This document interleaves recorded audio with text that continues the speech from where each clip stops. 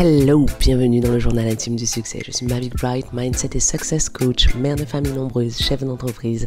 Je t'emmène dans les ups, les downs, les questions, les doutes, les changements, les réflexions que tu auras au fur et à mesure que tu réaliseras ta vision du succès. Ici, tu as le droit d'être indécemment ambitieuse, de pas toujours comprendre ce que tu ressens, mais de kiffer en te réalisant. Hello, bienvenue dans le journal intime du succès. Je suis Mavic Bright, Success et Mindset Coach. Je vous amène dans les ups, les downs, les moments de doute, les tabous du succès pour parler de toutes ces choses qui y a souvent à la périphérie de ce qu'on voit quand on voit une personne qui a du succès. Alors, cet épisode sera super intime. Ça fait longtemps que j'y pense et longtemps que je me demande si je vais le faire, si c'est la bonne idée, etc. Enfin, on sait toujours a posteriori si c'était la chose à faire ou pas. Je sais pas si je vais publier cet épisode, mais au moins il aura le mérite d'être fait, d'exister. Je vais vous parler de ma bataille silencieuse, de mon parcours avec les troubles du comportement alimentaire. Alors, j'ai évoqué à plusieurs reprises que j'avais souffert de troubles du comportement alimentaire. Je suis pas du tout une experte. Il y a des choses, des pathologies qui m'ont affectée, que j'ai masterisées, qui m'ont vraiment intéressée. Je suis vraiment, enfin, je m'y connais. La préménopause, c'est pas une pathologie, mais c'est une des conditions féminines. Maintenant, je gère, je connais, je sais ce qui se passe dans le cerveau.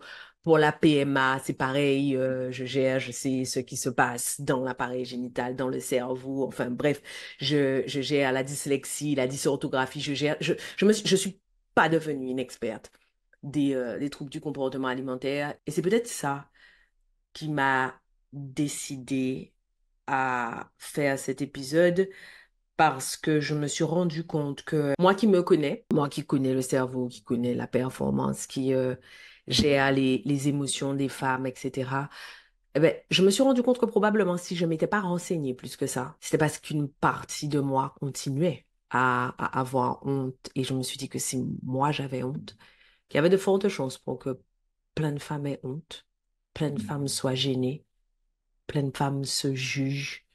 Et ben, donc vous êtes en train de vous juger. Donc vous êtes en train de vous autoflageller, vous n'êtes pas encore en train de faire la paix avec toutes les versions de vous-même qui vous ont amené à celle que vous êtes aujourd'hui. Alors, ce que je dis n'a rien de médical, c'est juste mon expérience que je vais faire passer. J'exhorte toutes celles, quel que soit votre âge, qui souffrent de troubles du comportement alimentaire à être suivies. Voyez votre généraliste, dites que vous n'allez pas bien. Voyez un spécialiste, voyez un thérapeute, demandez de l'aide. En fait, ce sont des maladies, hein, les troubles du comportement alimentaire et c'est extrêmement difficile de s'en sortir seul. Donc, quel que soit ce que je vous raconte à l'intérieur de cet épisode, le mieux, le mieux pour vous, c'est toujours d'avoir recours à un professionnel de la santé et de la santé mentale pour vous accompagner. Je ne cesserai jamais de le dire, mais je me rends compte que pour avoir recours à un professionnel, ben, la première des choses, c'est qu'il ne faut pas que ce soit honteux. Je suis toujours, moi, je suis toujours émue quand je rencontre des personnes qui sont toxicomanes ou qui sont alcooliques, qui disent je suis alcoolique ou je suis alcoolique abstinent ou j'ai un problème de drogue, je suis addict à telle ou telle drogue parce que je me dis wow, enfin, ça demande un niveau de courage qui est très souvent le préalable en fait à la guérison et le seul objectif de cet épisode, c'est de vous encourager à accepter le fait que parfois vous ayez des failles. On n'a pas besoin d'être invincible et invulnérable pour être forte et pour être puissante, hein. C'est un mythe et même si pour vous, c'est pas un trouble alimentaire, c'est autre chose que vous gardez comme un petit tabou, comme une petite honte, parce que vous n'avez pas envie d'endommager, d'entacher votre image de vous-même, je vous exhorte à assumer et à aller chercher de l'aide. Alors, je ne sais pas par où commencer. Honnêtement, je ne sais pas ce qui m'a pris de m'embarquer dans ça. Je pense qu'aussi loin que je me souvienne de moi-même, j'ai un rapport de tendresse infinie avec la nourriture et avec le sucre en particulier. C'est-à-dire que par défaut, si je dois manger quelque chose, je mangerai quelque chose de sucré.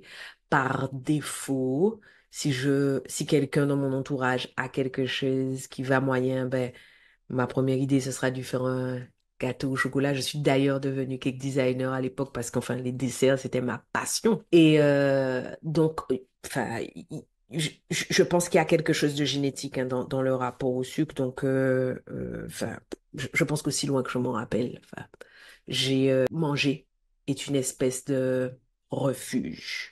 Le truc qui te trahit jamais, quoi. Un gâteau, ça trahit pas. Et alors, honnêtement, j'ai essayé de chercher dans ma mémoire le moment où je me suis dit qu'il y avait un problème, mais ça remonte pas à mon adolescence. Et c'est très bizarre parce que on a tendance dans l'inconscient collectif à croire que les troubles du comportement alimentaire sont surtout circonscrits à l'adolescence. C'est pas le cas, hein. Moi, j'ai pas eu de troubles du comportement alimentaire pendant que j'étais adolescente du tout. Ça a commencé, j'étudiais en fait, c'est-à-dire que enfin, j'étais déjà une jeune femme et ça n'a jamais été, jamais pour maigrir, pour avoir tel poids, etc. J'ai compris tard, avec le recul, ben, que je fais ce que les Américains, les Nord-Américains appellent hyper-focusé. En fait, c'est une particularité de certaines formes des DHD. Donc, j'hyper-focus, c'est-à-dire que je ne sais pas, je n'ai pas de milieu. C'est soit je suis pas concentrée, ça ne m'intéresse pas. La preuve, je n'ai fait aucune recherche, je me suis pas du tout intéressée à la mécanique des troubles alimentaires, soit ça m'intéresse pas. Mais c'est comme ça dans tout, hein. Pour une conversation, pour un vêtement, pour une interaction, pour un film, c'est soit ça m'intéresse pas, soit ça devient obsessionnel chez moi. Et j'ai fait la paix avec ce côté hyper focus et ce côté obsessionnel. Je dis, j'ai un côté obsessionnel et c'est ce qui fait que dans ce que je fais vite, en fait, j'atteins un grand niveau d'expertise parce que j'ai cette espèce de soif inextinguible de comprendre, d'aller au bout, de faire, de faire, de faire. Si en ce moment j'ai décidé que je vais me concentrer sur la santé de ma peau, mais en fait, toute ma vie va tourner autour de ça. Je vais penser à la façon dont je mange, la façon dont je dors, la façon dont je bouge, ce que je mets sur ma peau, etc. Et puis, une fois que j'aurai le sentiment d'avoir masterisé, c'est bon. Je pourrais passer à autre chose. Et ça, c'est vraiment une chose qui est consubstantielle de mon tempérament. J'ai aucune envie de changer ça, mais ça a toujours été comme ça. Et donc, en fait, maintenant avec le recul, quand je pense au début, eh bien, ça a toujours été des périodes où le contrôle absolu me rassurait, en fait. Ça me rassurait d'avoir un contrôle absolu sur la quantité que je mangeais, la façon dont je mangeais, etc. Et donc, comme, encore une fois, comme je suis pas une experte, je sais pas vous dire, en fait. J'ai surtout souffert de ci ou de ça. Pour moi, j'ai tout eu. La boulimie, l'anorexie et l'orthorexie. Et c'est très marrant. J'ai une amie psychiatre qui disait l'orthorexie est une forme socialement acceptée, en fait, hein, de l'anorexie. Donc, j'ai tout eu et chez moi, ça correspond pas à des phases de pression sociale du résultat ou sur mon corps ou sur mon image. Parce qu'encore une fois, comme je vous l'ai dit à plusieurs reprises, je me considère comme une introvertie. Alors, il semblerait que je sois pas une introvertie, mais je me considère comme une introvertie. Mes curseurs sont des curseurs très intérieurs. Donc, le rapport au regard de l'autre, au jugement de l'autre, à la façon dont je suis perçue, enfin, c'est pas très douloureux pour moi. C'est pas quelque chose de très douloureux. Bref, là, je vous ai fait une genèse grossière. Je vais rentrer plus dans le détail tout à l'heure. Ce que je voudrais aborder dans cet épisode, c'est pourquoi il est important d'en parler ouvertement. Je sais que ça a déjà été dit 50 milliards de fois, mais je me dis que cet épisode va probablement parler à des femmes qui me ressemblent à moi, ou alors des femmes qui ont l'impression que tout est simple pour moi, ou alors à des femmes qui sont déjà des femmes, etc. Et que l'entendre de moi va vraiment pourrait vraiment faire une différence pour elle. Donc voilà, on va grossièrement parler des origines. Enfin, je sais pas c'est quoi les origines, mais en tout cas de mon histoire à travers les troubles alimentaires, des moments clés et du chemin vers ce que je considère juste comme l'abstinence. En fait, je me dis jamais c'est terminé, c'est derrière moi. jamais je ne me dis ça et je suis super méga vigilante sur les indices, sur ce qui pourrait déclencher des réactions non désirées chez moi. Alors aujourd'hui, je suis plus âgée, donc je vois venir au loin des choses qui pourraient me déclencher. Et, enfin, le cerveau, je connais, enfin, les habitudes, je connais, donc je peux mettre en place autour de moi tout un tas de mécanismes, mais néanmoins, je demeure extrêmement vigilante. Dernièrement, j'étais en train j'avais une conversation avec ma coach en performance et on parlait de mon show à venir, des événements virtuels qui arrivent juste après le show, de la retraite de mon dernier programme qui arrive juste après les événements virtuels et tout ça. Elle me demandait quels étaient mes objectifs fitness et je lui dis, donc, mes objectifs fitness, c'est l'énergie et renforcer à la fois mes lombaires et ma ceinture abdominale. Et elle me dit, est-ce que tu as un objectif de poids? Alors, en ce moment, je pèse 64 kg 300 et je lui dis, oh, enfin, j'ai pris du poids depuis le début de la préménopause. Si j'arrive à 60, c'est bien. Elle me dit, OK, d'accord, 60, tu es bien. Et là, je me sens obligée de me justifier en lui disant, alors qu'elle m'a rien demandé, en fait. Et je lui dis oui. Je me mets pas de pression plus grosse que ça parce que je suis toujours à un cheveu, en fait, de me sentir oppressée par l'idée de la perte de poids. Et en fait, ça, par exemple, je fais extrêmement attention au niveau de pression que je me mets parce que je sais que j'ai ce tempérament obsessionnel et qu'à partir du moment où je commence à faire quelque chose et que je commence à avoir des résultats, eh ben, ça me demande de la volonté d'arrêter, en fait, de me dire, ça suffit. Et en fait, c'était très rigolo. Et donc, je lui dis, alors, je suis très heureuse maintenant d'avoir un rapport complètement dépassionné à mon poids. Enfin, mon poids a peu d'importance pour moi. Le vrai baromètre aujourd'hui, c'est comment je me sens dans mon corps quand je me réveille. C'est-à-dire que je me demande pas comment je me sens dans mon corps après avoir fait des étirements, après avoir bu mon verre d'eau, après. Non, non. Ce qui me donne une indication précise de la façon dont je me sens, c'est comment je me sens quand je me lève. Et en fait, c'est marrant parce que j'ai mis des années, en fait, à en arriver là, des années à comprendre comment il fallait que je fonctionne et qu'est-ce qui me permettait d'être dans un environnement sain et sécurisant. Alors, donc on va commencer par le moment où tout a commencé. Je ne sais pas. Je pense que tout a commencé après mon intervention. J'ai subi une intervention chirurgicale, une ablation de la vésicule biliaire. Je crois que j'étais en troisième année, hein, en troisième année, donc ça fait cinquième année, troisième année d'école de commerce, cinquième année d'études supérieures. Et ça a commencé après. Donc, j'oscillais entre les crises de boulimie et les moments de privation et ce qu'il y a d'inconfortable. En tout cas, ce qu'il y avait d'inconfortable pour moi dans une crise de boulimie, ben, c'est le moment où l'estomac est rempli, où presque on n'arrive plus à bouger à cause de cet inconfort. Et tout de suite, la première fois, j'ai eu honte. J'ai eu honte, j'ai été cramoisie, mais l'espèce de honte, parfois vous avez honte en vous disant on m'a vu ou si on me voyait. C'était même pas si on me voyait en fait. Moi, je me voyais. Et ce que je me disais, c'est, j'ai pas eu assez de volonté pour résister. Parce qu'il y a une marge entre j'ai assez mangé, j'ai trop mangé. Mais à ce moment-là, je n'avais pas encore le recul nécessaire pour me rendre compte que ça tenait plus de la pulsion ça avait rien à voir avec la volonté, en fait, ça avait quelque chose d'irrésistible. Et je voudrais attirer votre attention sur ça, sur le moment ou sur le fait que quand quelque chose relève de la pulsion, ça veut dire que c'est plus fort que nous. Ça veut dire que ça a quelque chose d'irrépressible et c'est le moment de chercher de l'aide. C'est le moment d'avoir recours à un spécialiste. C'est le moment de dire, enfin, je n'y arrive pas seul et c'est dommage que ce soit tabou. Et je me suis rendu compte avec le recul que l'une des raisons pour lesquelles les troubles alimentaires sont tabous, c'est que ça a quelque chose de dégoûtant.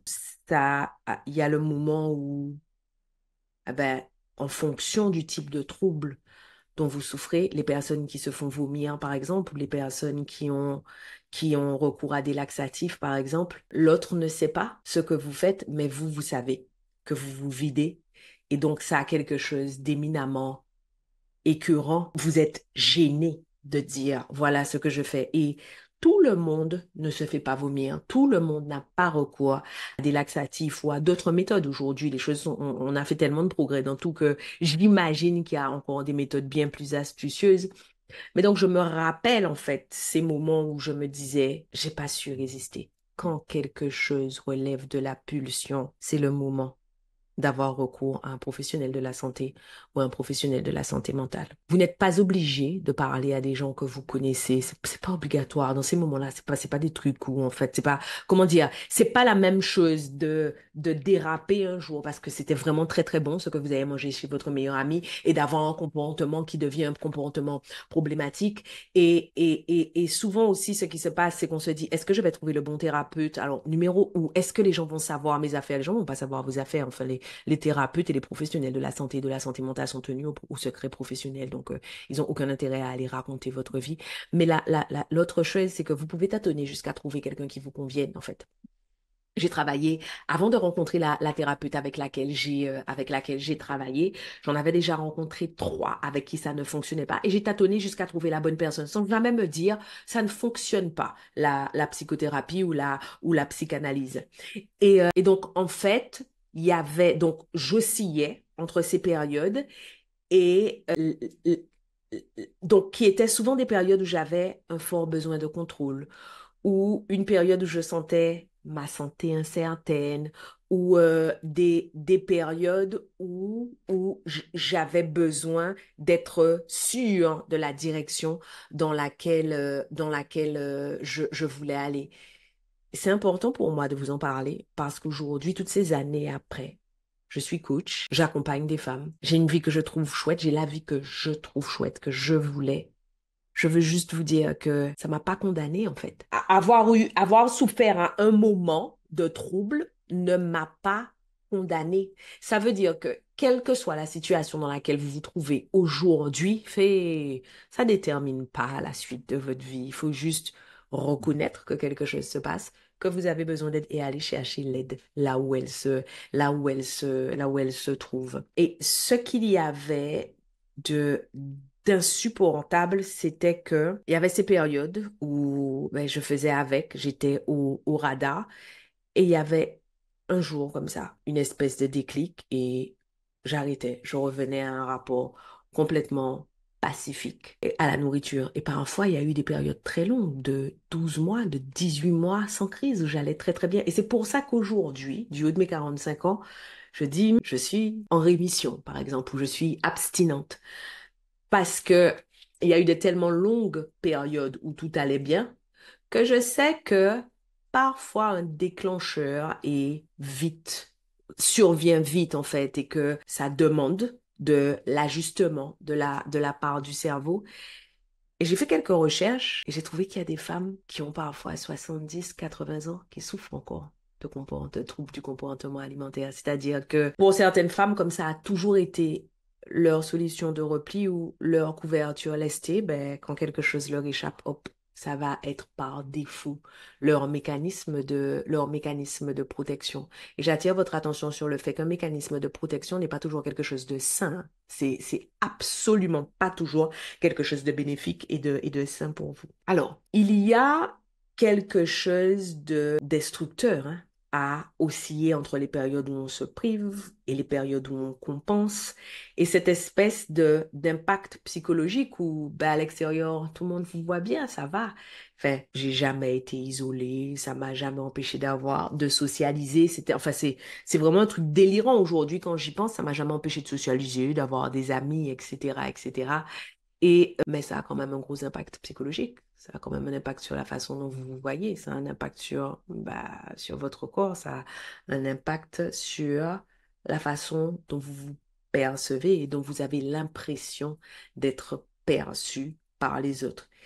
Et il y a surtout, les sentiments de honte après chaque crise, le cercle vicieux dans lequel je me retrouvais enfermée. Je pense que j'ai souffert de troubles du comportement alimentaire je dirais sur une période de près de 10 ans. De près de 10 ans jusqu'à ce que j'entame une psychothérapie que j'ai entreprise pour des raisons tout autres, hein, et jusqu'à ce que je devienne meilleure sur ma régulation émotionnelle, jusqu'à ne plus avoir besoin de me réfugier dans la nourriture, jusqu'à pouvoir dire, c'est un trouble, en fait, enfin, il faut de l'aide.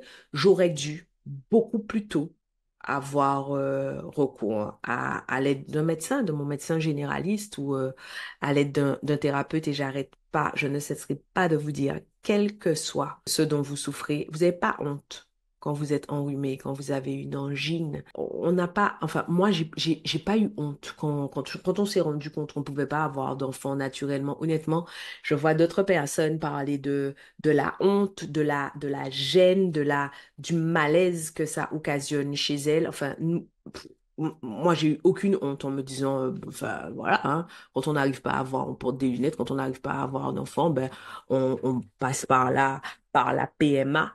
Et je continue aujourd'hui de penser que c'est à cause de tout le jugement et de tous les mythes, tous les tabous, toutes les fantaisies qu'il y a autour des troubles alimentaires que les gens ont.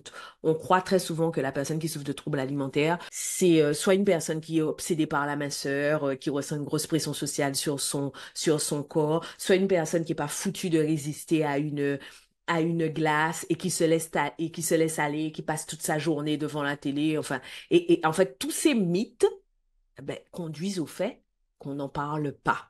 Et aujourd'hui, quand j'y pense, je me dis que je suis une miraculée d'être arrivée à traverser tout ça. Et c'est possible que vous vous demandiez pourquoi j'en ai pas parlé à mes proches, etc. Me confier m'a jamais fait de bien. Ça me fait pas de bien. Enfin, j'entends souvent dire, appelle un ami, parle-en, parle avec une personne de confiance. Je fonctionne pas du tout comme ça. Si je suis pas bien, la plupart du temps, je vais me recroqueviller à aller chercher à l'intérieur de moi des réponses. Ou alors, si je suis pas bien et que j'ai besoin de la présence de quelqu'un que j'aime, je sais auprès de qui trouver quoi, je vais juste aller auprès de la personne et aller chercher ce dont j'ai besoin sans me confier. J'aime pas les conseils.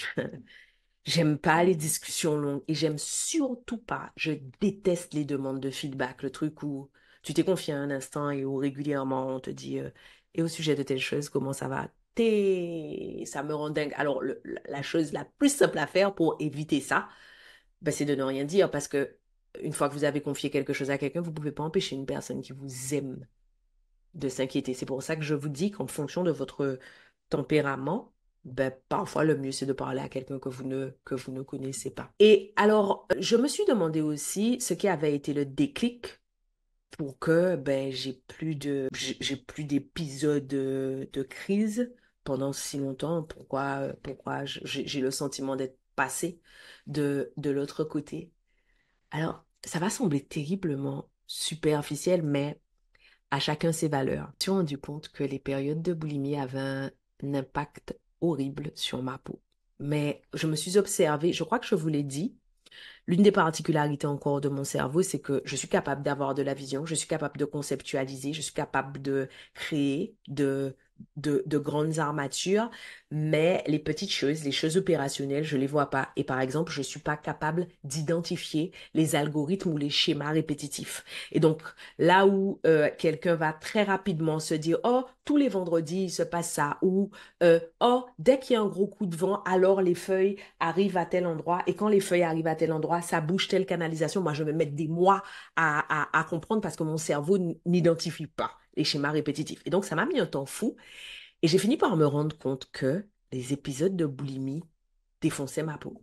Je me mettais à avoir les cernes beaucoup, beaucoup plus marquées. Donc, j'avais le bas des yeux qui devenait très, très, très, très noir. Euh, je me suis aussi mise à comprendre que dans les épisodes de boulimie, c'était surtout du sucre que je consommais et je me suis mise à réaliser que le sucre avait sur moi l'effet que je pensais que l'alcool avait sur les autres. C'est-à-dire que j'étais bouffie, le lendemain j'étais très très fatiguée et j'étais un peu vaseuse. Je me mettais à avoir mon eczéma qui se réveillait. Toute ma flore vaginale était complètement perturbée, donc je ressentais des petites démangeaisons. Et au bout d'un moment, je me suis rendu compte de ça. Je me suis dit, oh, mon Dieu. En fait, jamais j'avais fait le rapport, enfin, alors que ça faisait des années que ça avait cet impact-là sur moi. Et ça me rassure de me plaire. Ça me rassure de me reconnaître dans le miroir. Ça me rassure quand je regarde dans le miroir le matin de me dire, oh, coucou, c'est toi. Mais je me disais pas coucou, c'est toi, en fait. Si je me trouve bouffie, si ma façon de penser n'est plus la même, en fait. Et je me suis dit, OK, faut sortir de là. Et encore une fois, je ne sais pas pourquoi. Ma psychothérapie m'a énormément aidé d'un point de vue global, mais j'ai pas demandé d'aide sur ce point précis. Je ne sais pas pourquoi je ne suis pas allée voir un professionnel en demandant simplement un plan. Qu'est-ce qu'il faut faire? À quel intervalle il faut que je revienne? Qu'est-ce qu'il faut que je regarde? Et donc, ça m'a demandé des trésors de volonté de résister. Au début, mon grand refuge a été le Coca Zéro, parce que c'était sucré, mais que c'était sans danger sur mon apparence. Donc, au début, j'ai essayé d'équilibrer les choses comme ça, et puis au bout d'un moment, j'ai arrêté complètement. Et voilà, j'aurais aimé avoir quelque chose de plus exotique à dire, mais mon objectif en faisant cet épisode, c'est vraiment de vous rappeler que les failles, ça fait partie de l'humanité. Que pour réussir, pour avoir du succès, pour créer la vie qu'on a envie de mener, on n'a pas besoin d'être invincible et invulnérable. Je pense que plus on va parler de ces petites choses, les démystifier, et plus ça va aider d'autres femmes. Aujourd'hui, dans mes programmes, je rencontre des femmes qui parfois 50 ans, 55 ans et qui souffrent de troubles du comportement alimentaire à qui je recommande d'aller se faire aider. Et je me suis dit que celles qui sont à l'extérieur de mes programmes méritaient aussi de m'entendre leur dire allez vous faire aider. Aujourd'hui, avec le recul, je me rends compte que j'ai appris à voir la nourriture autrement. J'ai appris alors, je suis une gourmande, hein, donc le fait que ce soit bon, ça sera toujours quelque chose d'important pour moi. Mais j'ai appris à penser aux nutriments qu'il y a à l'intérieur des aliments. Avoir des enfants qui souffrent pour certains d'affections chroniques m'a encore obligée à aller plus loin dans ma maîtrise, ma compréhension des aliments, comme quoi je suis jamais allée chercher plus loin que les troubles du comportement alimentaire. Mais la nutrition, c'est vraiment un truc qui me passionne aujourd'hui. Si vous me demandez à l'intérieur de quel aliment vous allez trouver quoi, je suis absolument incollable. Je m'étais pas rendu compte avant de faire cet épisode que ça faisait aussi longtemps que mon rapport à la nourriture s'était pacifié. Et je m'étais pas non plus rendu compte que j'avais appris à voir la nourriture autant comme une source de plaisir que comme une source de soin et non plus de contrôle. Aujourd'hui, alors, est-ce que c'est parce que ça fait des années et des années que je me sens de l'autre côté, mais j'ai plus honte d'en parler. Je me considère pas comme une experte et je crois que si on m'avait invité sur un podcast pour en parler, j'y serais pas allée parce que je veux surtout pas être prise pour un exemple. Je veux surtout pas que vous fassiez ce que j'ai fait en essayant de trouver des solutions par vous-même, par la force de la volonté. Et je veux surtout pas vous faire culpabiliser en disant, regardez les gens qui sont proches de vous parce qu'il est possible qu'ils souffrent de troubles du comportement alimentaire. Enfin, il est possible aussi qu'il soit très très doué, que vous voyez jamais. Je pense avoir été extrêmement doué. Je pense que c'est important que chacune d'entre nous soit complètement pacifiée dans son rapport aux différentes ailes qu'elle a été sur la route, en fait. En fait, pour que notre estime de nous-mêmes soit pacifiée, soit harmonieuse, il est important que nous ne nourrissions pas de ressentiment, de honte vis-à-vis de celle qu'on a été. C'est vraiment super méga important. Comme je vous l'ai dit, pour moi, ça n'a jamais été la résultante de contraintes sociales, d'injonctions sociales, mais la réalité, c'est que pour beaucoup de femmes, en fait, se soumettre aux injonctions sociales et sociétales exerce une telle pression, eh bien, que l'exutoire, ce sont les troubles du comportement alimentaire. Je pense que c'est important d'identifier les standards qui sont problématiques pour vous et les standards auxquels vous refusez d'adhérer sans vous expliquer. Je crois que je reprends toujours les mêmes. On mange pas à table chez moi, on mange pas tous ensemble. Moi, j'entends tout le monde dire que c'est le moment où la famille communique, il faut absolument s'asseoir tous ensemble, etc. Chaque famille fait comme elle veut. On n'a pas de problème de communication, point barre, et je ne m'explique pas sur ça. C'est pareil, Frédéric et moi, on mange jamais la même chose. Alors, j'ai entendu dire que c'était l'un des ciments du couple de pouvoir échanger sur ce qu'on mange. On mange jamais la même chose. Et on n'a pas de problème on n'a pas de problème de ciment. Il y a aussi la pression des résultats scolaires des enfants, etc. Alors, l'expatriation m'aide énormément. Personne ne me demande les résultats scolaires de mes enfants. Personne ne me demande les notes de mes enfants. Personne ne me demande si mes enfants passent ou pas. Mais je ne ressens pas ce genre de pression. C'est pareil, je crois que je vous l'ai dit, je cuisine pas tous les jours. Et il y a tout un tas de standards auxquels parfois on se sent obligé d'adhérer et qui exercent une pression à laquelle on ne trouve d'exutoire que dans des comportements qui sont des comportements nocifs, nuisibles. Attention à l'impact des injonctions et attention au jugement hâtif, en fait. Je suis toujours surprise quand j'entends une femme juger une autre mère parce que l'enfant a fait ci ou ça, dire qu'elle aurait jamais fait comme ci ou qu'une bonne maman fait telle ou telle chose. On n'en a rien à foutre de ce que tu fais, en fait. Tu fais, comme tu veux avec tes enfants. Et elle fait comme elle veut avec ses enfants. Et les comptes, ça se fait à l'arrivée, en vrai. C'est quand les gens sont adultes qu'ils vous disent quelle maman vous avez été. Je pense que si on arrêtait de s'auto-gargariser, d'être de bonne mère et pour se rassurer de juger la maternité ou la féminité des autres, je pense que ça diminuerait cette espèce d'emprise et d'impact des injonctions. Je pense à vous, toutes celles qui souffrent de troubles du comportement alimentaire. Faites-vous aider. C'est difficile à surmonter sur l'unique force de la volonté. Je vous dis pas que c'est impossible. Je serais extrêmement mal placée pour vous le dire, mais c'est pas la méthode la plus efficace et c'est pas plus glorieux de traverser ça seul. Ça n'a rien de glorieux, vouloir absolument s'épuiser à faire quelque chose seul, alors que ça pourrait être très bien fait par des professionnels qui ont une expertise sur le sujet. Ça n'a pas beaucoup d'intérêt, quoi. Je pense à vous.